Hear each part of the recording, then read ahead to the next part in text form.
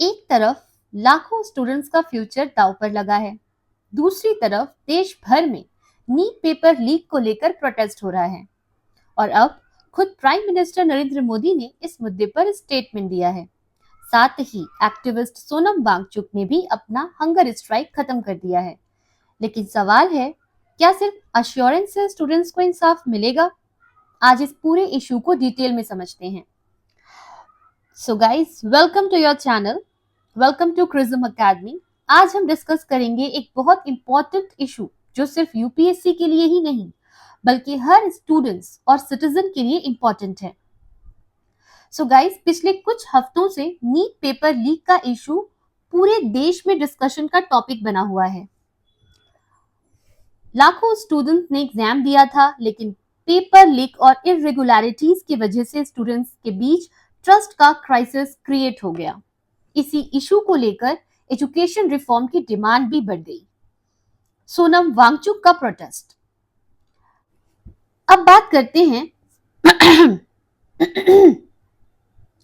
इसी इशू को लेकर एजुकेशन रिफॉर्म की डिमांड भी बढ़ गई। अब बात करते हैं सोनम वांगचुक की। सोनम वांगचुक एक well known education reform activist हैं। उन्होंने union education minister Dharmendra Pradhan के रेजिग्नेशन की डिमांड करते हुए हंगर स्ट्राइक शुरू की थी। उनका मानना था कि जब एग्जामिनेशन सिस्टम फेल हुआ है तब अकाउंटेबिलिटी भी फिक्स होनी चाहिए। लेकिन अब उन्होंने अपना फास्ट खत्म कर दिया है। गवर्नमेंट ने कुछ रिटन अश्योरेंस दिए। गवर्नमेंट का अश्योरेंस है, पीसफुल प्रोटेस्टिंग स्टूडेंट्स के अगेंस्ट हार्श एक्शन नहीं लिया जाएगा। सुसाइड विक्टिम्स के फैमिलीज के लिए कंपनसेशन कंसीडर किया जाएगा। स्टूडेंट्स के कंसर्न को सीरियसली एड्रेस किया जाएगा। इसी अश्योरेंस के बाद सोनम वांगचुक ने फास्ट एंड कर दिया। अब आते हैं सबसे इंपॉर्टेंट डेवलपमेंट पर। प्राइम मिनिस्टर नरेंद्र मोदी ने late night social media message के थ्रू स्टूडेंट्स को एड्रेस किया। उन्होंने कहा, गवर्नमेंट की टॉप प्रायोरिटी यूथ का फ्यूचर है। कैबिनेट मीटिंग में NEET paper leak issue discuss होगा और पार्लियामेंट का अपकमिंग सेशन में एक नया बिल इंट्रोड्यूस किया जाएगा जिसमें पेपर लीक और एग्जाम मैल प्रैक्टिस के अगेंस्ट और स्ट्रिक्ट पनिशमेंट के प्रोविजंस होंगे। गवर्नमेंट ने कुछ इंपॉर्टेंट अनाउंसमेंट की है। Fast track court, paper leak से रिलेटेड क्रिमिनल केसेस को जल्दी डिस्पोज करने के लिए स्पेशल फास्ट ट्रैक कोर्ट बनाया जाएगा। गवर्नमेंट ने कुछ इंपॉर्टेंट अनाउंसमेंट की है। फास्ट ट्रैक कोर्ट, आप यहां पर इसे देख सकते हैं। पेपर लीक से रिलेटेड क्रिमिनल केसेस को जल्दी डिस्पोज करने के लिए स्पेशल फास्ट ट्रैक कोर्ट बनाया जाएगा। Strict law against offenders, public examination में चीटिंग और पेपर लीक के अगेंस्ट और स्ट्रॉन्ग लीगल प्रोविजंस लाए जाएंगे। Administrative changes, higher education secretary Vineet Joshi का ट्रांसफर भी किया गया है। ये एडमिनिस्ट्रेटिव अकाउंटेबिलिटी का एक सिग्नल माना जा रहा है। लेकिन पॉलिटिकल कंट्रोवर्सी भी यहीं खत्म नहीं होती। ऑपोजिशन पार्टीज का कहना है कि जब तक education minister Dharmendra Pradhan resign नहीं करते तब तक पार्लियामेंट में डिस्कशन का कोई मतलब नहीं। उनका आर्ग्यूमेंट है कि अकाउंटेबिलिटी सबसे पहले फिक्स होनी चाहिए। गाइस, ये सिर्फ एक पेपर लीक का इशू नहीं है, ये इशू है स्टूडेंट्स के ट्रस्ट का, मेरिट का, ट्रांसपेरेंसी का और गवर्नेंस की क्रेडिबिलिटी का। जब कॉम्पिटिटिव एग्जाम पर लोगों का ट्रस्ट टूटने लगता है तब पूरे रिक्रूटमेंट सिस्टम पर क्वेश्चन मार्क लग जाता है। अगर ये क्वेश्चन यूपीएससी में आ जाए, discuss the challenge post by examination paper leaks in India and suggest reforms, तो आप इन सारे चैलेंजेस को कोट कर सकते हो। I have written here, okay. और क्या हम स्टेप्स ले सकते हैं इसके बारे में भी मैंने यहाँ पर पॉइंट कर दिया है। Previous year UPSC link, this issue can be linked with question on governance, transparency, accountability, education reform, ethics in public administration. आप कुछ आर्टिकल्स को इसमें कोट कर सकते हैं जो कि एग्जाम पर्सपेक्टिव से बहुत इंपॉर्टेंट है, जैसे कि आर्टिकल 14 इक्वालिटी की बात करता है। Every student deserves a fair examination. We all know about this. Article 21, right to life and dignity. Supreme Court has interpreted this to include fairness in public process. Directive principle. Government should ensure equal education opportunities. Institution involve Ministry of Education, NTA, we all know about this, National Testing Agency, CBI, Judiciary, Parliament. Governance issue, lack of examination security, weak digital infrastructure, poor monitoring, insider involvement. So ये थोड़ा सा issue, lack of examination security, weak digital infrastructure, poor monitoring, insider involvement, poor accountability, delayed investigation, government proposed response. So आप इन सारे points को आप coat कर सकते हो अगर क्वेश्चन यूपीएससी में आ जाए तो। वैल्यूएशन भी आप कर सकते हो। The legitimacy of a competitive examination depends not merely on conducting it but on ensuring that every candidate competes on equal and fair platform. Okay, so आप इसको इस तरीके से टैकल कर लेंगे। तो चलते हैं अपने दूसरे आर्टिकल की तरफ जो कि है बैंक।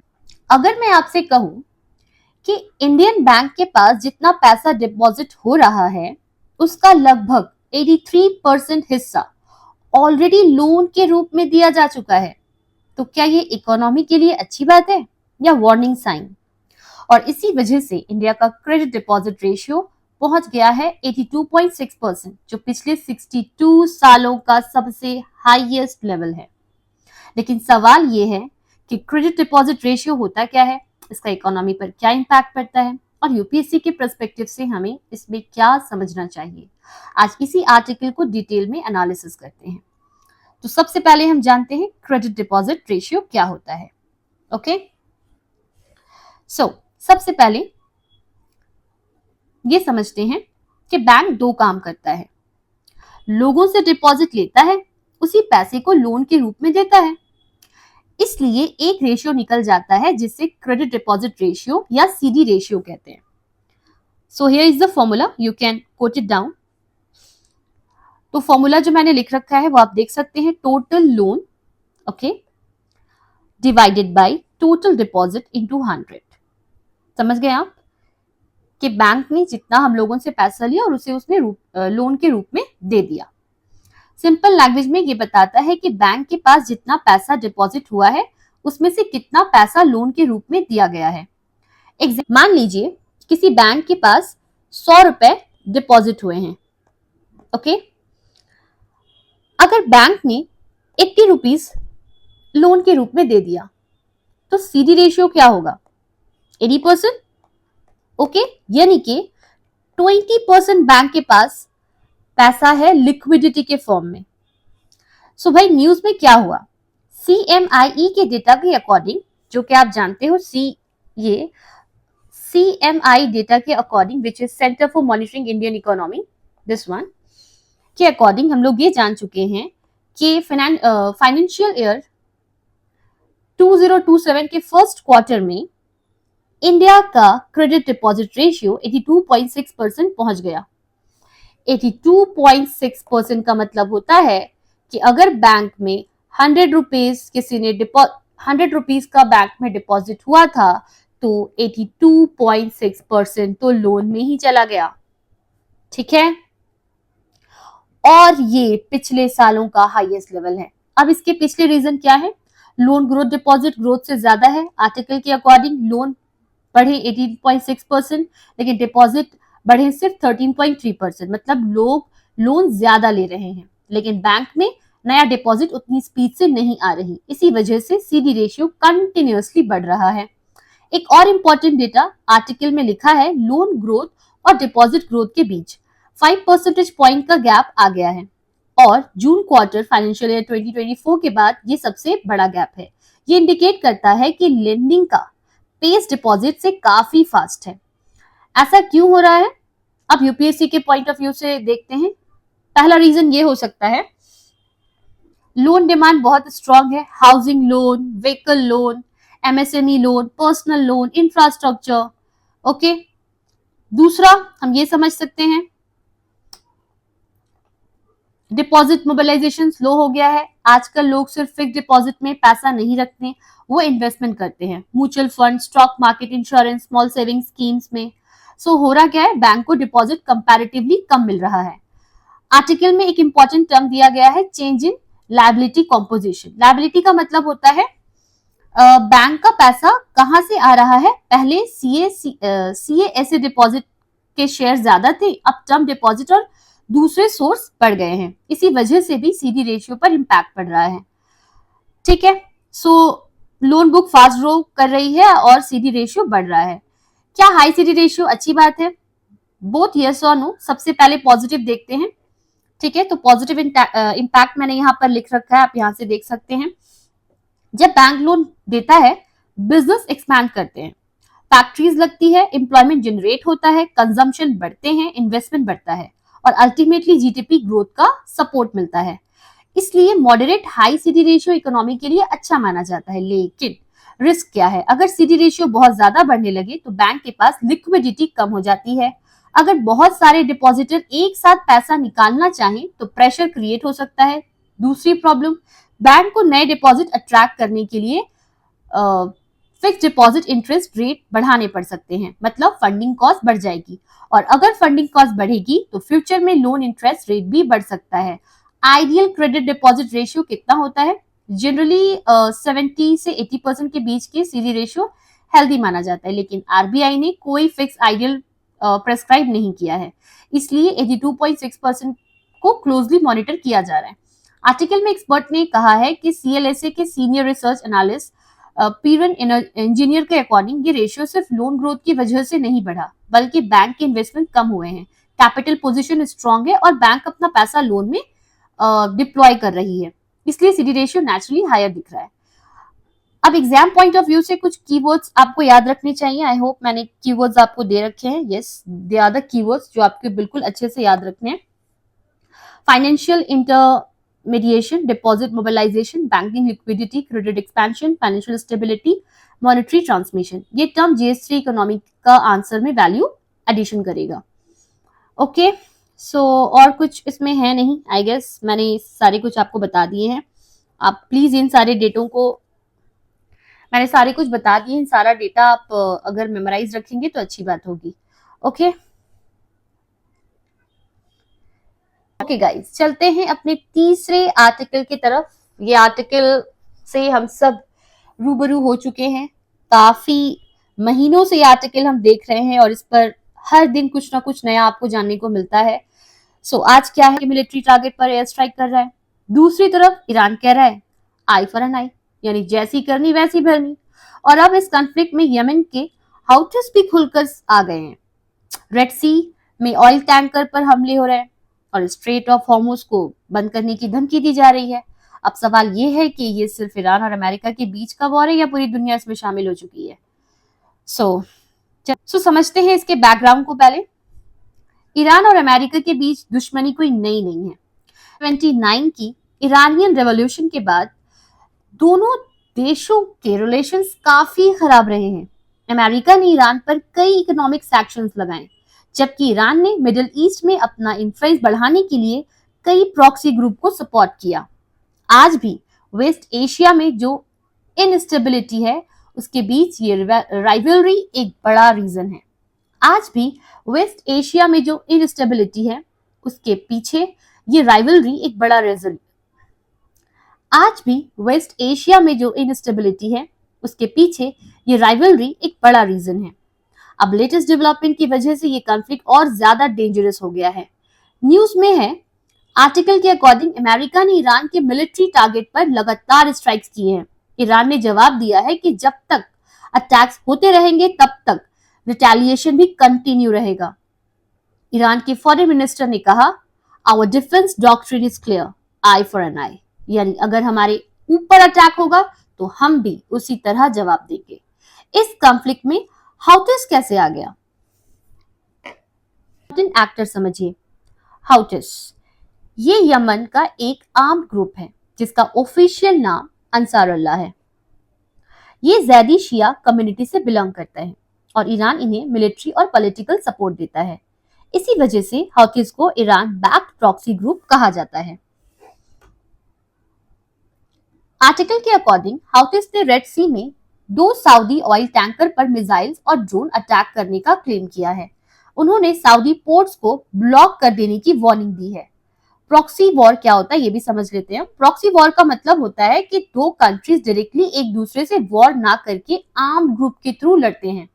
एग्जाम्पल के लिए ईरान ने डायरेक्टली एग्जाम्पल के तौर पर आप समझिए कि ईरान ने डायरेक्टली अमेरिका से हर जगह नहीं लड़ा, इसके बदले वो हौथिस, हिजबुल्ला और हमास जैसे ग्रुप को सपोर्ट करता है। इसी के प्रॉक्सी वॉरफेयर कहा जाता है। ये concept GS paper 2, GS paper 3 दोनों के लिए इंपॉर्टेंट है। अब आते हैं next topic, straight of Hormuz. Iran ने क्लेम किया है कि उसने स्ट्रेट ऑफ हॉर्मुज से गुजरने वाले 3 टैंकर्स को रोक दिया। अब सवाल ये है कि ये स्ट्रेट ऑफ हॉर्मुज क्या है? ये एक नैरो सी पैसेज है जो पर्शियन गोल्फ को गल्फ ऑफ ओमान से कनेक्ट करता है और गल्फ ऑफ ओमान आगे जाकर अरेबियन सी से कनेक्ट होता है। इस रूट से दुनिया के लगभग 20% क्रूड ऑयल ट्रेड गुजरते हैं। यानी अगर स्ट्रेट ऑफ हॉर्मुज बंद हो जाए तो दुनिया भर में ऑयल सप्लाई डिस्ट्रीब्यूट नहीं होंगे। इसी वजह से इसे दुनिया का सबसे इंपॉर्टेंट स्ट्रैटेजिक चेक पॉइंट कहा जाता है। आर्टिकल स्ट्रेट ऑफ हॉर्मुज क्या है? तो ये जो है ये कनेक्ट करता है पर्शियन गल्फ को गल्फ ऑफ ओमान से, ठीक है, और ये गल्फ ऑफ ओमान आगे जाके अरेबियन सी को कनेक्ट करता है। यहाँ के थ्रू आप देख सकते हैं, ठीक है। इंपॉर्टेंस क्या है इसका? तो लगभग इस रूट से दुनिया का लगभग 20% क्रूड ऑयल ट्रेड गुजरता है। यानी अगर स्ट्रेट ऑफ हॉर्मुज बंद हो जाए तो दुनिया भर में ऑयल सप्लाई डिस्टर्ब हो सकती है। इसी वजह से इसे दुनिया का सबसे इंपॉर्टेंट स्ट्रैटेजिक चेक पॉइंट कहा जाता है। अच्छा, यहाँ पे एक रेड सी के बारे में भी आपको इंफॉर्मेशन देनी थी मुझे। रेड सी यूरोप और एशिया के बीच का सबसे इंपॉर्टेंट शिपिंग रूट है। इस रूट से ship Suez Canal, Red Sea, Bab el Mandeb Strait, Gulf of Aden और फिर अरेबियन सी तक पहुंचती है। अगर रेड सी अनसेफ हो जाता है तो शिप को अफ्रीका के केप ऑफ गुड होप से घूम कर जाना पड़ता है। इससे शिपिंग टाइम और ट्रांसपोर्टेशन कॉस्ट दोनों बढ़ जाता है। इंडिया के लिए ये इशू इंपॉर्टेंट क्यों है? इंडिया अपनी क्रूड ऑयल रिक्रूटमेंट का लगभग 85% इंडिया के लिए ये इशू इंपॉर्टेंट क्यों है? आइए इसे समझते हैं। इंडिया अपनी क्रूड ऑयल रिक्रूटमेंट का लगभग इंडिया के लिए ये इशू इंपॉर्टेंट क्यों है? आइए इसे समझते हैं। इंडिया अपनी क्रूड ऑयल रिक्वायरमेंट का लगभग 85% इंपोर्ट करता है। उसका एक बड़ा हिस्सा गल्फ कंट्रीज से आता है। अगर स्ट्रेट ऑफ हॉर्मुज में कॉन्फ्लिक्ट बढ़ता है तो ऑयल सप्लाई डिस्टर्ब होगी और क्रूड ऑयल प्राइसेस बढ़ेंगे। दूसरा इंपैक्ट, महंगाई बढ़ेगी। जब क्रूड ऑयल महंगा होता है तो पेट्रोल और डीजल के प्राइसेस बढ़ते हैं, ट्रांसपोर्ट महंगा होता है, फूड प्राइसेस बढ़ते हैं, मैन्युफैक्चरिंग कॉस्ट बढ़ती है और अल्टीमेटली इन्फ्लेशन इंक्रीज होती है। यानी मिडिल ईस्ट का कॉन्फ्लिक्ट सीधा इंडियन इकोनॉमी को अफेक्ट करता है। तीसरा इंपैक्ट ट्रेड है। इंडिया और यूरोप के बीच काफी ट्रेड रेड सी रूट से होता है। अगर शिपिंग रूट अनसेफ हो जाए तो फ्रिट चार्जेस बढ़ेंगे, इंश्योरेंस प्रीमियम बढ़ेगा और एक्सपोर्ट इंपोर्ट डिले होंगे। ये इंडियन एक्सपोर्ट्स और इंपोर्टर दोनों के लिए चैलेंज बन सकता है। चौथा भी इंपैक्ट है, जैसा कि millions of Indian gulf countries में काम करते हैं, सऊदी अरब, यूएई, कुवैत, कतर। अगर रीजनल वॉर बढ़ता है तो उनकी सेफ्टी और रेमिटेंसेस दोनों पर इंपैक्ट पड़ते हैं। आर्टिकल में और क्या क्या है ये भी थोड़ा जान लेते हैं। आर्टिकल के अकॉर्डिंग जॉर्डन और कुवैत ने भी मिसाइल इंटरसेप्ट किए। यानी कॉन्फ्लिक्ट सिर्फ ईरान और अमेरिका तक लिमिटेड नहीं रहा, पूरा वेस्ट एशिया ग्रेजुअली इस टेंशन में इन्वॉल्व होता जा रहा है। इसी वजह से इंटरनेशनल कम्युनिटी सीज फायर और डिप्लोमेसी के अपील कर रहे हैं। आप यूपीएससी के पॉइंट ऑफ व्यू से देखेंगे तो काफी कुछ है आपको जानने के लिए जो आप याद रख सकते हैं। मैंने यहाँ पर पॉइंटर के थ्रू लिखने की कोशिश की है। सारे कुछ यहाँ पे आपको पॉइंट फॉर्मेट में मिल जाएंगे। आप एक बार इसको गो थ्रू करेंगे, एक बार आप इसको गो थ्रू कर लीजिएगा और कुछ यहाँ पे रिविजन आपको 30 सेकंड में ये छोटा सा पॉइंट रिवाइज हो जाएगा, जिसमें आपने जो भी पढ़ा है वो एक क्विक रिविजन के लिए मैंने यहाँ पे दे रखा है। आप इसको प्लीज गो थ्रू करें। Okay, thank you very much for watching. अगर आपको ये लेक्चर अच्छा लगा हो तो प्लीज चैनल को सब्सक्राइब करें, लाइक शेयर कमेंट करना बिल्कुल ना भूलें। एंड मिलते हैं अपने नेक्स्ट वीडियो में। तब तक के लिए जय हिंद।